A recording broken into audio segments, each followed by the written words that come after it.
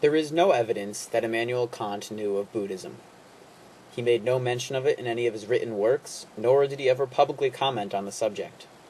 Despite this, and origins thousands of years and miles apart, many comparisons can be drawn between Buddhism and Kantian philosophy. These two worldviews share striking similarities in areas of deep human contemplation, including one's perception of the world, the importance of the individual, and the nature of space and time. However, one could never confuse Kantian philosophy with Buddhism. While they both provide a way to view the world, it's only Buddhism that claims to reveal a path to enlightenment and nirvana. On issues discussed by both philosophies, differences are notable. One such difference is on the issue of morality. While Kant devotes much time to the subject, it's conspicuously unstressed in Buddhist teachings. Buddhism and Kantianism represent two distinct and different paths to answering fundamental questions about humankind, yet many of their conclusions are similar. Examining these requires examining Immanuel Kant himself. Born April 22, 1724, in Königsberg, East Russia, Immanuel Kant was the fourth of 9 children. His Lutheran upbringing was strict, punitive, and disciplinary, and stressed Latin and a literal reading of the Bible over science and mathematics. He enrolled at a local university at the age of 16, before becoming a private tutor and eventually publishing his first scientific work. He continued to publish, the subjects of his publications steadily moving from science to philosophy, until 1770, when, at the age of 45, he was appointed professor of logic and metaphysics at the University of Königsberg. Problems with his inaugural dissertation prompted Kant to spend a decade in seclusion, working on what turned out to be Critique of Pure Reason. Published in 1781, 11 years after his last publication, Critique of Pure Reason, ironically, was not an initial commercial success. Today, however, one noted philosopher calls it the most significant volume of metaphysics and epistemology in modern philosophy. It is from the Critique of Pure Reason that his most original ideas stem, notably his Copernican revolution. Kant's Critique of Pure Reason also forwarded his theory of the antinomies. The theory offers two opposing statements beyond the human capacity of resolving.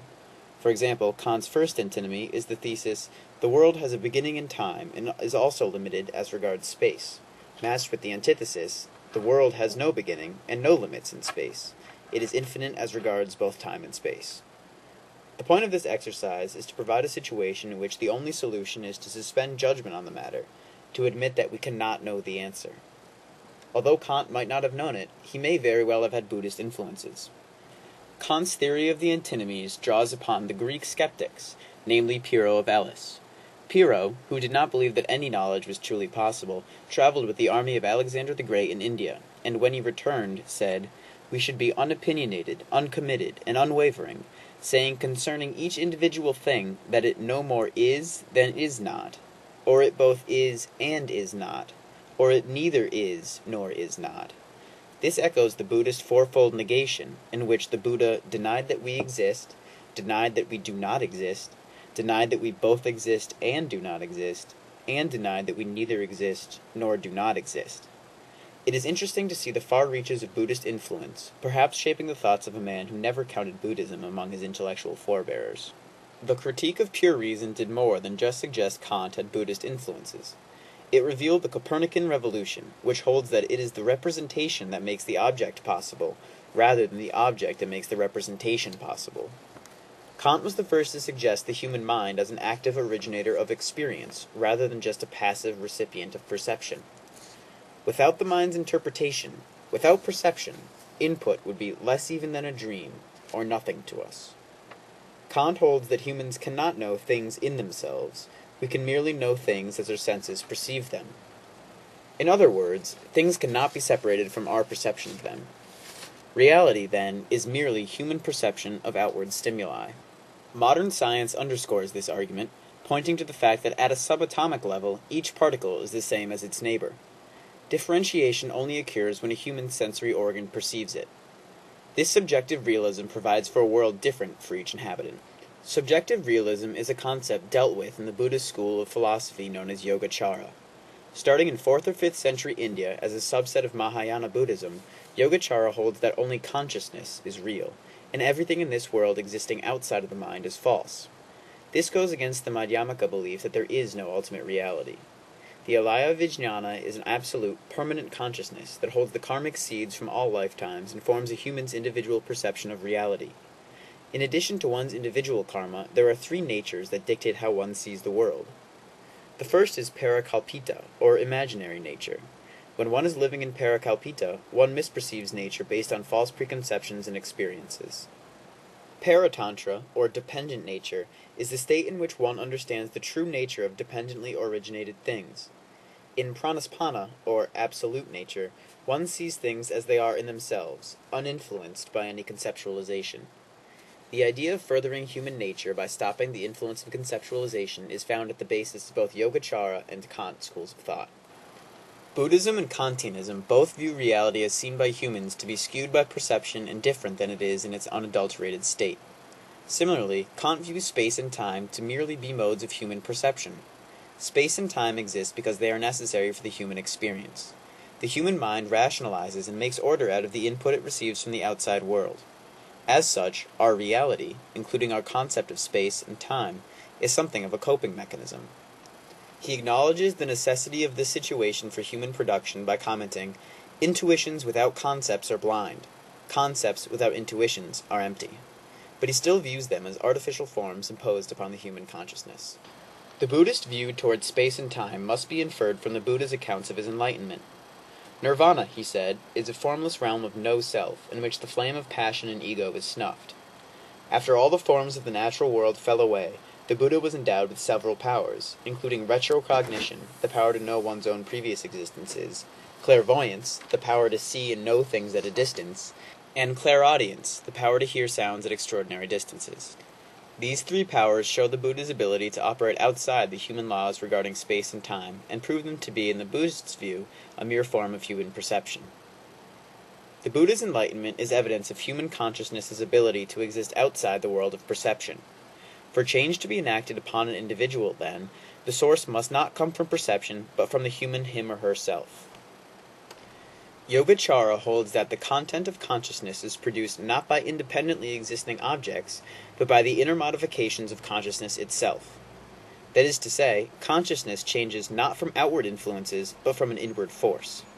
To explain this, the philosophy divides consciousness into 8 parts.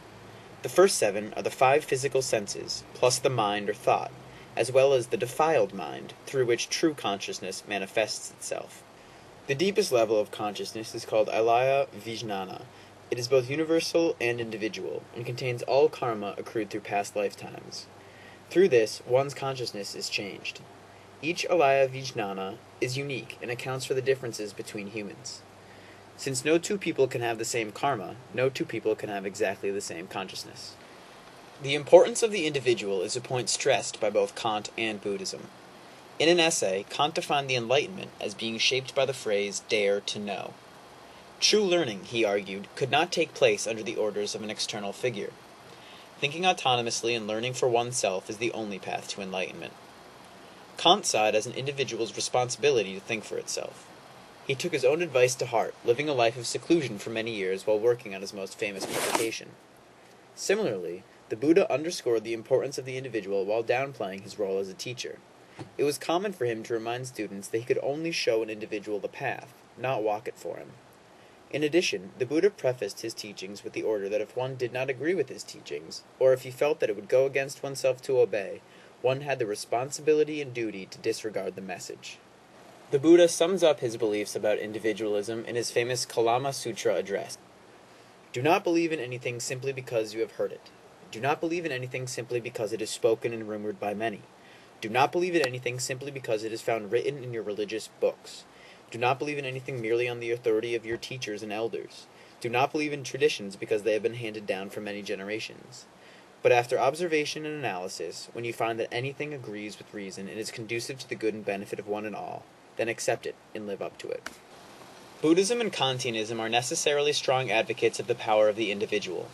Both believe that each individual has a distinct worldview, and that it is that person's duty to live up to their image of righteousness.